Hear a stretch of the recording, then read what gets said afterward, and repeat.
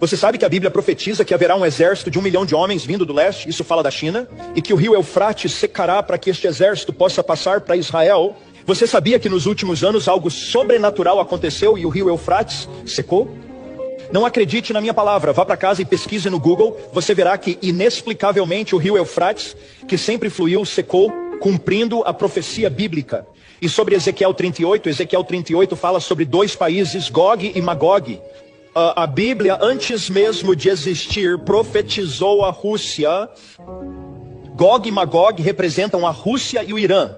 E diz que em algum momento haverá um surto de guerra ao redor de Israel. Os inimigos da Rússia, Gog e Magog, cercarão Israel pelo norte e pelo sul. Agora, é interessante que nos últimos meses a Rússia entrou em um tratado com o Irã, assim como a Bíblia profetizou. O Irã está financiando dois grupos terroristas, Hamas e Hezbollah.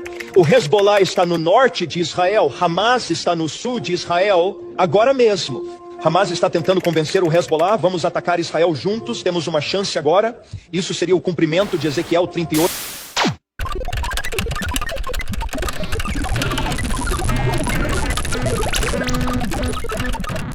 Accessing database.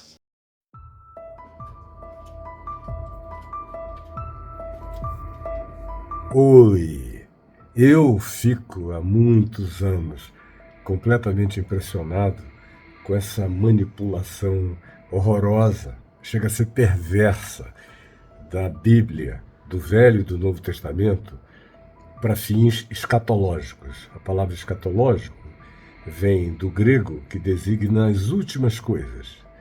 E no ambiente teológico, a escatologia é o que supostamente trata tanto do estado intermediário que acontece depois da morte, das últimas coisas individuais, quanto dos últimos acontecimentos históricos, aquilo que se relacione à volta de Cristo, a segunda vinda, assim chamada. Tudo isso cai dentro do ambiente da escatologia. E aí é que o negócio é horroroso. Chega a ser maligno, adoecedor, provoca doença mental. E eu acompanho isso desde antes de me converter. Tinha um disco chamado A Última Trombeta. Era uma tragédia. Era para gerar pânico.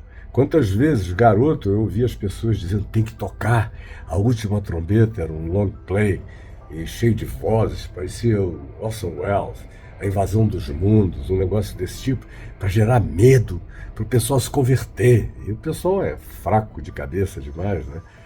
Pois bem, nós estamos vivendo outra vez um período de recrudescimento, de reavivamento das temáticas de natureza escatológica. Você mesmo abre o seu Instagram, está cheio aí de pastor, especialmente alguns que querem passar por eruditos do final dos tempos, falando bobagens, não sabem nada. Quem preferencialmente fala de escatologia não consegue deixar de falar de Gog e Magog, como você está vendo escrito aí. Gog e Magog. Vem de onde?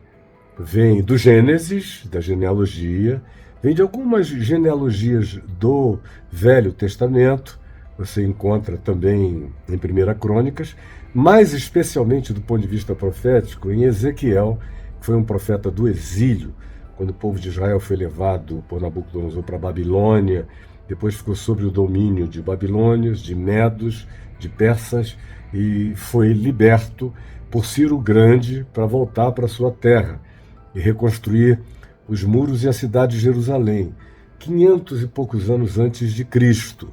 Agora, a ideia de Gog e Magog, você quando estuda história mesmo, para valer, você já a encontra presente associadamente a uma figura chamada Giges, num lugar onde hoje é a Anatólia da Turquia, 780 anos antes de Cristo.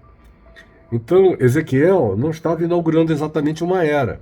E quando ele fala de Gog e de Magog, o que os contemporâneos dele entenderam? Ele dizia que Gog e Magog viriam no final dos dias, o que não necessariamente significava para eles no final do mundo, nem deveria significar para nós. A outra coisa é que ele não diz Gog e Magog. Ezequiel diz no capítulo 38, Gog, príncipe de Magog. Portanto, Gog era uma pessoa e Magog era uma região. É no Apocalipse de João que Gog e Magog viram, parece que, duas pessoas. Se torna uma só, ou uma dupla de gêmeos contemporâneos. Mas, originalmente, no profeta Ezequiel, é Gog, príncipe de Magog. E aí tem outros povos que são mencionados em volta, Meseque, Tubal, alguns outros povos da época, que também já tiveram a sua localização mudada diversas vezes.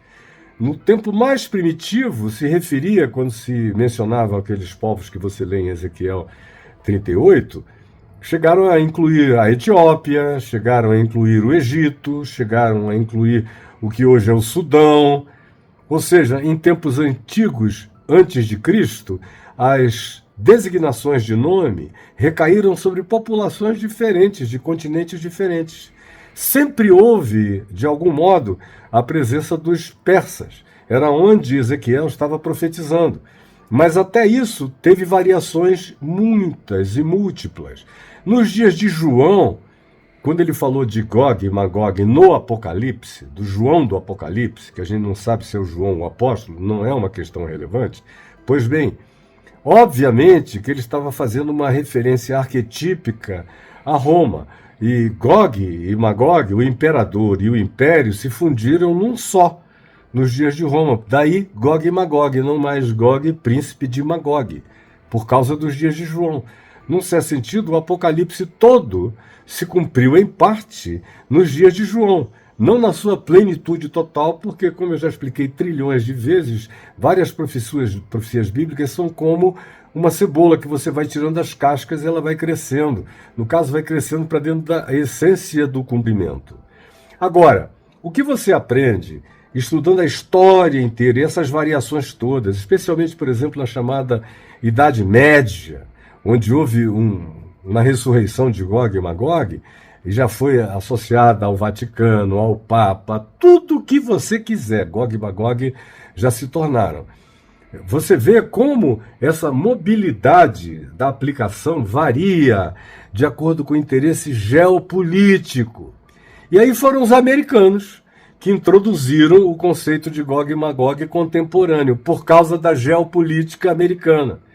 Então, a geopolítica americana, que se tornou universal depois da Segunda Guerra Mundial, tinha como seu grande protagonista adversário a Rússia.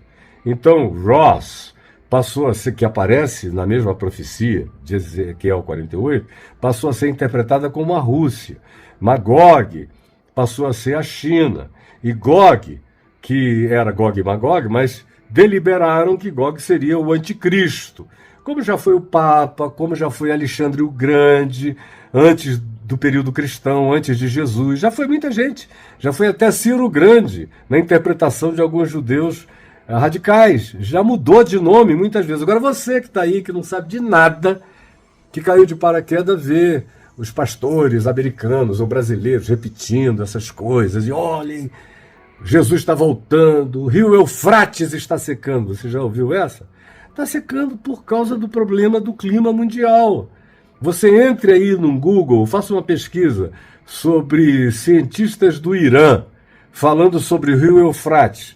E você vai ver que eles estão dizendo que o Eufrates está sofrendo as consequências do efeito climático. E a gente tem que fazer alguma coisa para reverter. Nenhum deles associa nada disso a cumprimento de nenhuma profecia. E eles dizem que quem vem para invadir é a China, que vem com milhões e milhões, com um exército de 100 milhões de pessoas.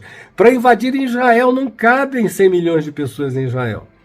E de acordo com a profecia de Ezequiel, Gog e Magog invadiriam não Israel, mas os montes de Israel. Especialmente os vales de Jezreel, aquela região de Meguido, lá no norte de Israel. Não cabe gente assim. Teria que transbordar para todos os lados, por Oriente Médio inteiro. Bem do ponto de vista da lógica populacional, caberia. Então, o que se tem a dizer é o seguinte, você me pergunta, e o que você pensa de Gog e Magog?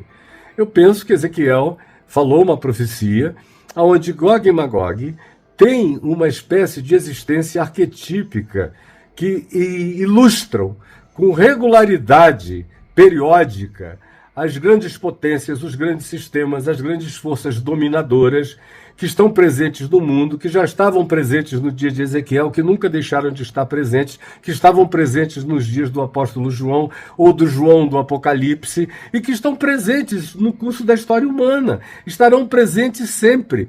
E pode ser que haja um tempo em que isso aconteça com um pouco mais de literalidade. Agora, dizer que isso é agora, eles estão dizendo outra vez oportunisticamente, sabe por quê? Por causa de Gaza.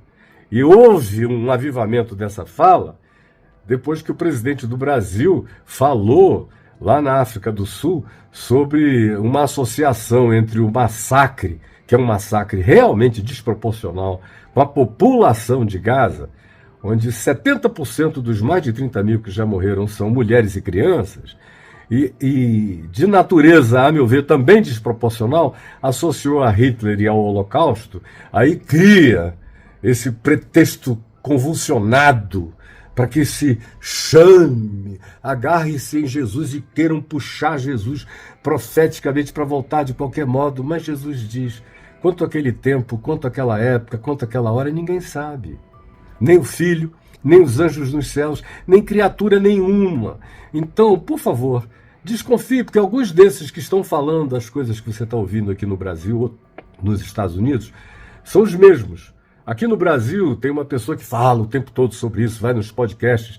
Ele está falando disso a vida inteira. Tudo que ele profetizou deu errado, até para ele mesmo, mas o cara continua, porque tem sempre gente nova nascendo, tem sempre ignorância se renovando e tem sempre gente com essa necessidade escatológico-fetichista de crer em alguma coisa completamente nova que vai acontecer. Jesus vai voltar, mas não desse jeito que vocês estão imaginando. No dia que ele for voltar, todos vocês vão ficar chocados e surpresos, porque não vai parecer com o que vocês imaginaram que seria. Desculpem a sinceridade, mas não dá mais para ficar calado. É trágico demais ver vocês serem enganados. Entenderam? Por favor.